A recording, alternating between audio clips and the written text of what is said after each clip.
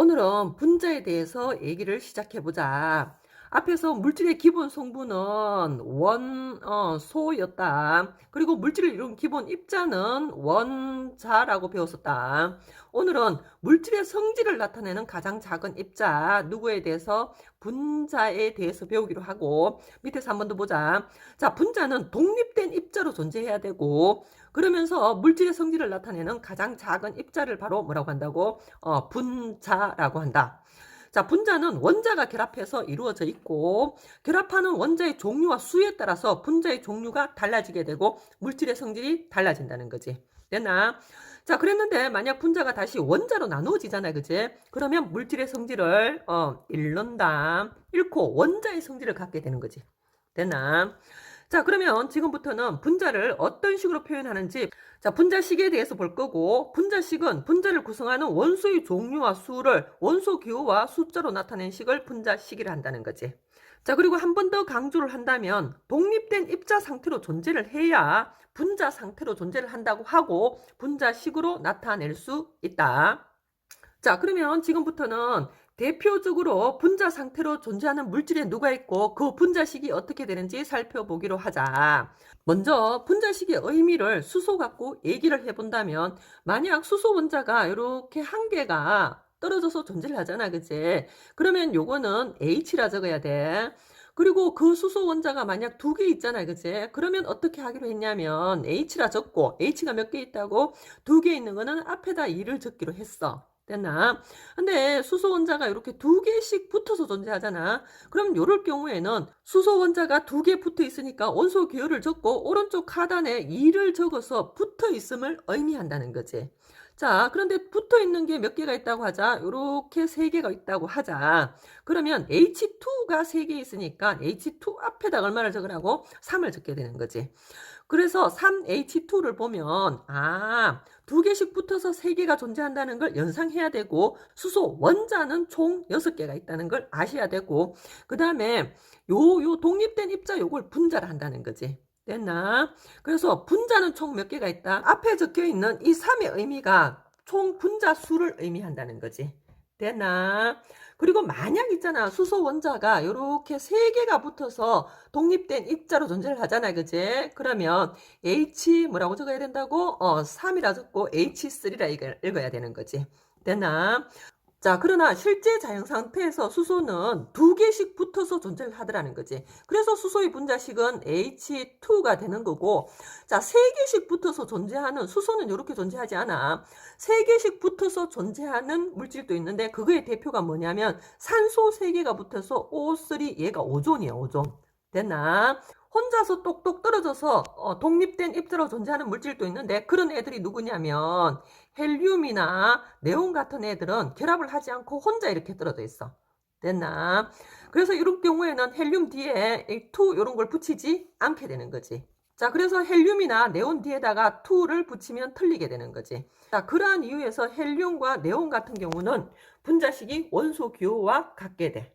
한 개만 더 보고 간다면 우리가 매일 마시는 누구에 대해서 좀 얘기를 해보자고. 물에 대해서 좀 얘기를 해보자. 자, 물 같은 경우는 어떤 상태로 존재하는지를 알아보니까 산소 원자 한 개에 수소 원자 몇 개가 붙어 있더라고? 두 개가 붙어 있더라는 거지.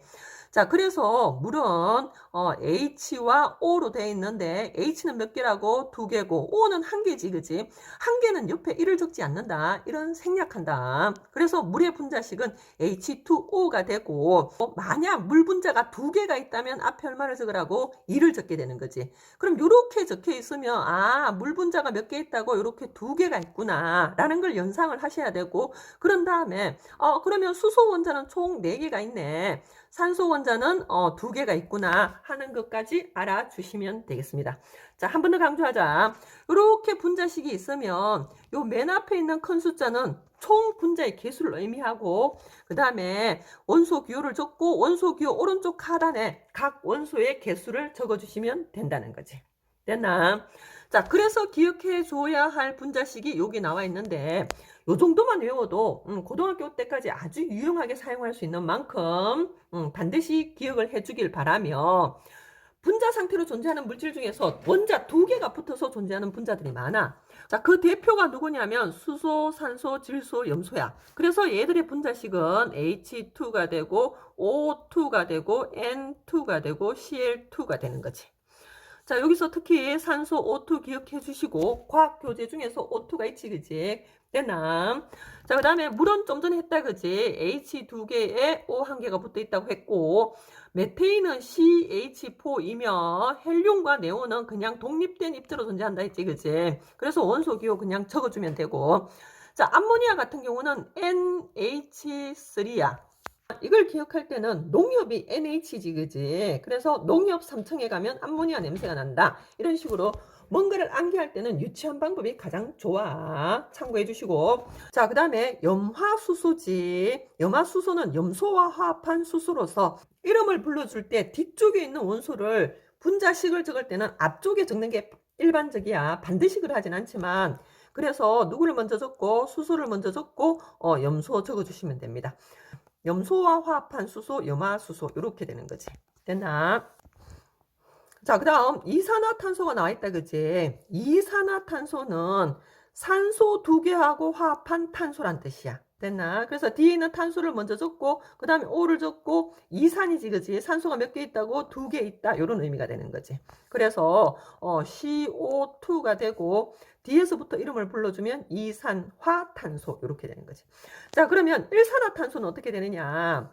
일산화탄소는 산소 1개와 화합한 탄소란 뜻이지, 그지? 그래서 뭐가 된다고? CO가 되는 것이며, 한 발만 더 나아가 보자. 이산화질소라는 분자도 있거든. 이산화질소. 산소 2개와 화합한 질소라는 의미지, 그지? 요 뒤에 걸 먼저 적는다고 했지? 질소를 먼저 적어주시고, 그 다음에 산소를 적는데, 산소가 몇 개라고? 2개 해서 NO2 요렇게 되는 거지. 되나? 자, 그리고 마지막 과산화수소가 나와 있다, 그치? 과산화수소는 산소와 화합한 수소야. 산소와 화합한 수소, 됐나? 수소를 먼저 적고 그 다음에 산소를 적는데 수소와 산소가 화합한 물질로는 우리가 잘 아는 물이 있지. 자, 물의 분자식은 H2O였잖아요, 그치? 맞나? 근데 과산화수소는 이름에서 과산, 산소가 과하게 많다는 뜻이거든. 됐나? 그래서 물은 H2O고 과산화수소는 그거보다 산소가 더 많아서 H2O2 상태를 과산화수소라고 한다.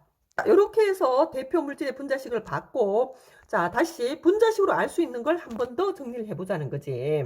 자, 여기 ENH3가 적혀 있지. 그러면 분자의 종류가 암모니아라는 사실을 바로 아셔야 되고, 그 다음에 연상을 해야 된다. 암모니아는 N 1개에 H가 몇 개 붙었다고? 3개 붙었지.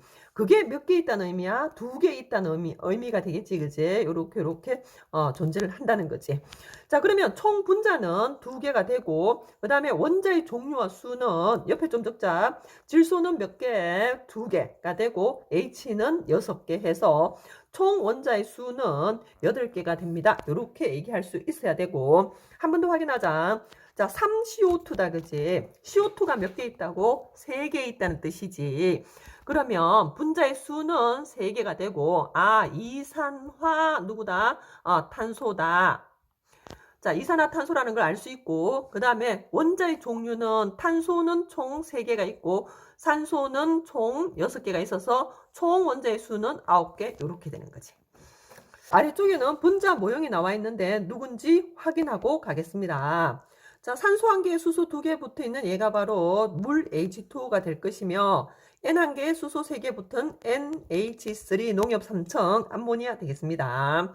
그리고 과산화수소 H2O2라 적어주시면 되고, 그 다음에 탄소 1개에 수소가 4개니까 CH4 메테인 되겠습니다. 됐나?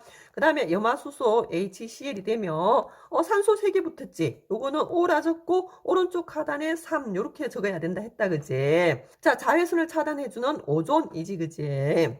자, 그리고 마지막 얘가 바로 누구라고? CO2의 모형이 되는데, 자, 여기서 기억을 하고 좀 넘어갈 건 뭐냐면, 물 같은 경우는 구분형 구조지, 그지? 그러나 이산화탄소는 직선형 구조로 나와 있지. 왜 그런지는 고등학교 때 가서 배우게 되는 거고, 여기서는 물은 직선형이 아니라 구분형으로 그려진다는 사실, 이산화탄소는 직선형으로 그려진다는 사실을 기억해 주기 바랍니다. 자, 그래서 분자 상태로 존재하는 물질에 누가 있는지, 걔들을 표시할 때 분자식을 어떻게 나타내는지를 살펴봤는데, 지구상에 존재하는 모든 물질이 분자 상태로 존재하진 않아. 그래서 분자 상태로 존재하지 않는 물질은 분자식을 적을 수가 없단 말이야. 그러면 어떤 식으로 적는지에 대해서 간단하게 살펴보고 가기로 하자. 자, 분자 상태로 존재하지 않는 물질에 바로 대표 누가 있냐면 금속과 이온결합 물질이야. 이온결합 물질은 바로 뒤에서 볼 거야. 이온결합 물질 대표 누가 있다고? 소금. 얘들은 분자 상태로 존재하지 않고 분자식으로 나타내지 않는다는 사실을 여기서 반드시 기억을 하고 넘어가자는 거지. 되나?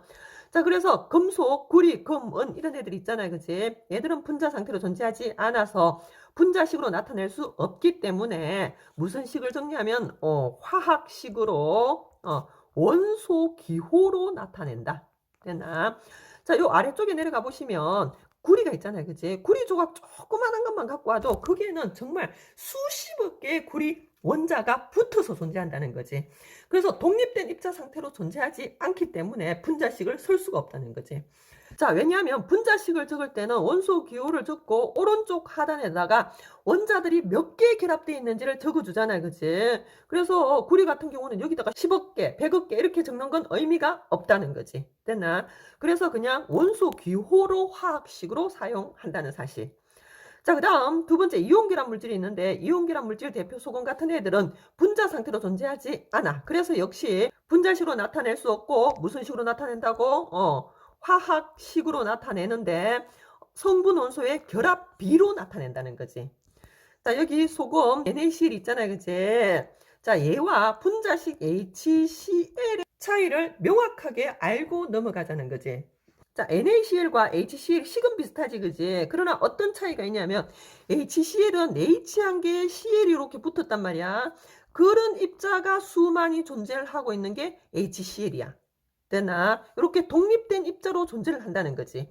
그러나 NaCl 소금 같은 경우는 무수히 많이 연결되어 있기 때문에 몇 개가 붙어 있다고 할 수 없어서 그냥 정수비로 1대1 정수비로 해서 NaCl이라 적은 거야. 독립된 입자 상태가 아니라서 요건 분자식이 아니고 요거는 분자식이 되는 거지. 이 개념을 명확하게 구분해 주기 바라며 분자 설명은 여기까지 하고 이온으로 넘어가 보자.